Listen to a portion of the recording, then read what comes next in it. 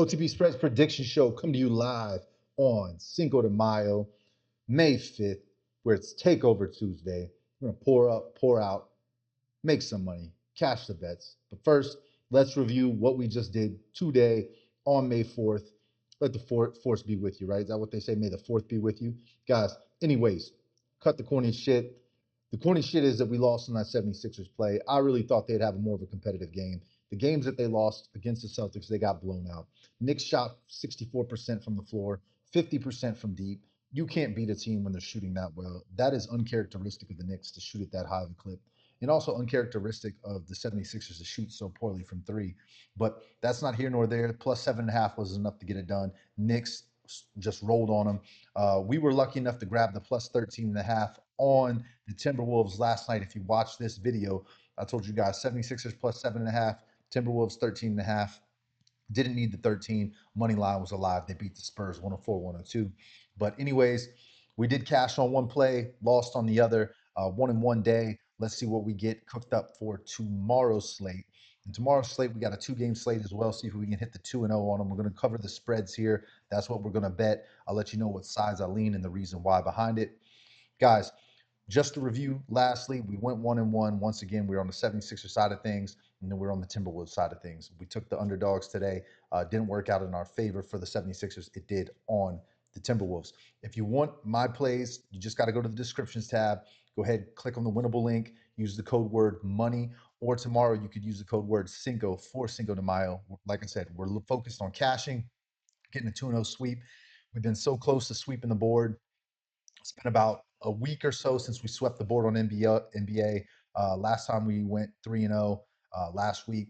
Looking to bounce back on track, get a 2-0 call here, see what we can cook up. All right. But with that said, and no further ado, let's get active. Let's get live, man. And make sure to drop a like. Be sure to subscribe. That's all I ask. Give you my sides, my takes, and my leans, and the reason why. Make sure to drop a comment if you are on the opposite side or if you agree with it. I want to know where you guys stand on this as well. So let's get into it. First game up, Cleveland Cavaliers going into Detroit to take on the Pistons. Look, this Cavs team hasn't been great against the spread, but they've played this Detroit team tough this year. In 3 matchups, it's been decided by less than 5 points. So I want the points in my pocket on this one. I think that the Cavs do match up well. This James Harden, Donovan Mitchell, Evan Mobley, Jared Allen, Dean Wade, Max Strauss, Jalen Tyson. I think that those guys match up well here. And we just saw that the Pistons, they like to create turnovers and get out in transition. I think the Cavs' transition defense is good enough to slow them down a little bit. The true factor is going to be the benches for these guys. What is Kevin Herter, Dennis Jenkins, guys like Javante Green, Ron Holland, Isaiah Stewart? What type of production is their bench going to give against the Cavs bench?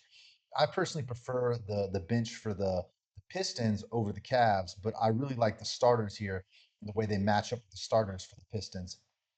So, James Harden, he's not a defensive player, but they can slow Cade Cunningham down, I think, better than what the Magic could. And other than the Magic, they have better shooters on this team. Strauss, Merrill, Mitchell, Harden, they can all stretch the floor, open things up for Mobley and Allen. We just saw what two good big men in Carter and Banchero can help shut down Jalen Duran. I think we see Jalen Duran finally get a 20-point game off in this series. But then again, I do like the Cavs to stay within the number. I think it's relevant. I really like the alt line. If you look at the way the books had juiced those numbers over 3.5, they definitely don't feel as comfortable at 4.5 and 5.5, going from minus 115 up to a minus 134 and a minus 160 at 5.5. If you can grab a 4.5, if you can find one out there, highly recommend it, as I think this stays within 5. So to me, that's the handicap.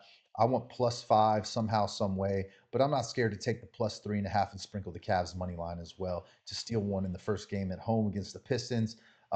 They just got to prevent turnovers. If the Cavs can limit turnovers in this one, they're alive and well. So with that said, go ahead and give me the Cavs. I'm definitely going to give Jalen Duran. I haven't dived into the numbers yet, but I'm definitely going to give him a quick look at 20 points per game. He averages 15 against them. In the games earlier this year, he had 33 and 24, 8 and 16. So he's kind of right there in that region. 15 feels safe. You might be able to get a little bit of discount because he's been underperforming for 15, but 20 something to take a look at. Maybe points and rebounds on the X points and rebounds for like 25. You could take a look at that because I could see him getting 15 and 8, 15 10 or even 17 and 10, something along those lines for a stat line for him. Harden's been ice cold from three. He's been hitting deep balls a lot lately. If you want to take a look at his threes, I do recommend him for over 2.5 threes.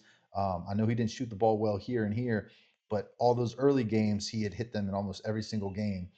He hit four here, three, and four. There was two games against Toronto where he didn't. Then there was this little stretch here up against Atlanta at the end of the season, regular season, where he had 4 and 2. So I'm going to take my chances with Harden for three threes tomorrow. I probably will bet that at some point in a parlay. But once again, guys, I will be on live tomorrow talking more about player props. If you guys want to tune into that, I will be live at 5 or maybe earlier. I do have plans to go out on a boat tomorrow. So I'm trying to get everything wrapped up early and get plays out early, make sure everything is locked in. I'll be working late tonight. So, guys, once again, Cavs plus 3.5. I recommend you going out there and trying to find a 4.5 for good value. Try to keep it under minus 130. All right. Next up, Lakers Thunder. I'm sure you guys are curious on what side I'm going to lean on this one. I am a Lakers fan, but man, this Oklahoma City team, they are historically great in the playoffs. SGA has been phenomenal in the fourth quarters. These bench players are there's a huge advantage for the bench, in my opinion. And I know they're without, you know, Jalen Williams. You know, he's doubtful tomorrow. Luka Doncic is still out. I like what I saw out of Reeves, man. I like what I saw out of Hachimura and LeBron James. It's this guy Kennard who's the X factor. He really makes this team go without Doncic, and he's just not been there. He's disappeared on him 3 games in a row. The athleticism, I think, finally caught up to him in their last matchup against the Rockets. And the athleticism here is not going to get any easier. He's going to draw guys like AJ Mitchell, Aaron Wiggins, Cason Wallace. He's going to get some good guards, even McCain. Caruso is a pest.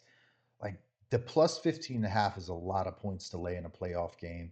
But the Thunder have shown us again, time and time again, 15 points is not anything for them. They handled the Suns over and over again. The Suns gave Lakers problems this year.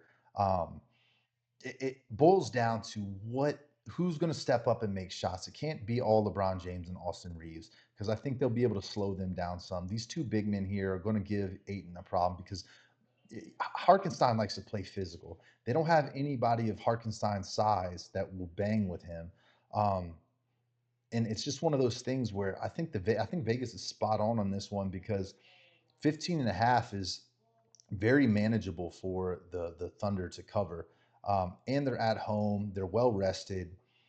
Look, man, I so badly want to take the Lakers here and say plus 15.5 is too many points.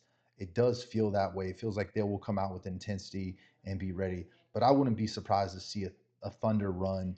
You know, they continue to do it over and over again. They did it in the Sun series where, it's just they're only up 4 and then it turns into an 11-point lead and then the Lakers score a couple buckets and they cut into it and then they go on another run and next thing you know it's a 15-point lead before the half.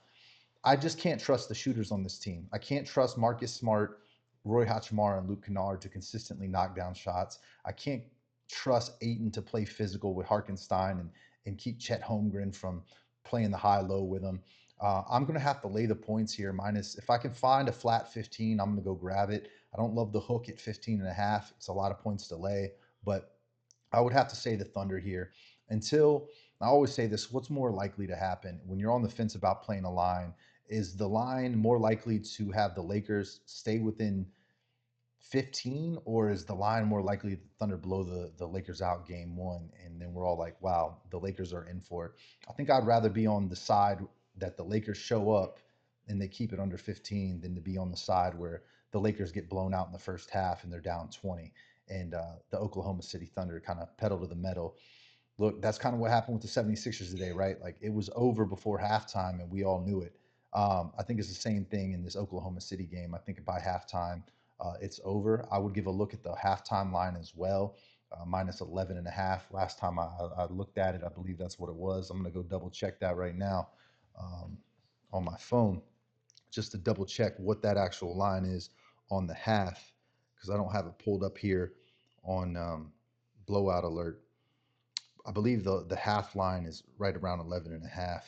Last time I saw it, it's 9.5. Sorry, I feel a lot better about 9.5. I could see the Thunder being up 9, anywhere between 10 to 15 at the half. And I kind of like the halftime line at 9.5 and more than I like the 15.5. I could see a backdoor cover with the Lakers late, maybe.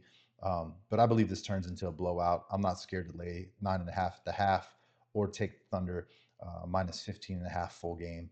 Once again, if I can find a flat 15 out there, I'll take it just to guard myself on a game if it's 15 on the button that it voids.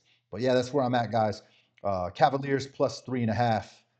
Then I'm going to go Thunder minus 15.5. And then I'm also going to give a look at the minus 9.5 on the half line. That's where we're at. I just think that this team's going to be too much for him off the bench. LeBron James can't give you 40 minutes, and Reeves is still coming back from an injury. I don't believe he is going to be out there for all 40, just running the whole game. Ayton is still he's looked good as of late, but he's getting ready to be tested. Um, in that Rocket series, Shingun fits his profile. Shingun likes to play soft, and he doesn't really like to bang like that. Harkenstein's a different animal. He likes to bang. I think he can take Ayton out of his rhythm, open some things up for Chet. I just believe that the Thunder come out tomorrow night with intensity at home. They roll that 34-7 home record versus the road record of 25-16 versus the Lakers. Very exposed. So go ahead and give me the Thunder, guys. And that's going to be where I kind of land at. I'll give you guys some more props on this tomorrow once I dive in and start pulling props and seeing what I like. Obviously, if you look over here on Blowout Alert, there is some that are suggested, like LeBron James. I would probably look at 8 assists. SGA for 19. We all know he's going to get that. I would probably jump that up to about 25. Marcus Smart, he didn't assist the ball a lot last game, so I would kind of fade that one. Hachimura, they're going to need him tomorrow, so he's going to need to get every bit of 14 to 15 tomorrow if they're going to even contend. AJ Mitchell, I'd bump that to 10 points. I think he has a great game coming off the bench tomorrow. Eaton's not going for 11 rebounds. I think he goes under that. And then Chet Holmgren, I love him for 6 to 8 rebounds tomorrow. I would even take Chet for 8. So there's a couple things there that I like. I'll jump in, take a quick peek, and see how they've performed. Where's the value at with Chet? Uh, recommends his steals, not so much his rebounds. He's been hitting at a 40% rate. But like I said, I liked him for 8. He just barely missed that number in the last series. He only missed it one time. So I think I would take Chet for 8 rebounds. Feel safe. But guys, that's where I'm at. I'm signing off. Give me the Thunder minus 9.5 on the first half line, minus 15.5 the full game. Give me the Cleveland Cavaliers plus 3.5. Or if you can go out there and find yourself a plus 4.5 or a 3.5. Most of the books have 3.5, but if you can find a 4.5, go grab that because all 3 games this past year were decided by 4 points. So the catch point could be useful in this one. So that's where I'm at, guys. I'm signing off once again. Make sure to like and subscribe, especially if you found this information useful whatsoever. If you want my premium plays, if you want Blowout Alert, all of those links are in the description. Just go to the tab, click on the Winible site for my premium plays. If you want Blowout Alert, this app that I'm showing you right here, that link is there as well.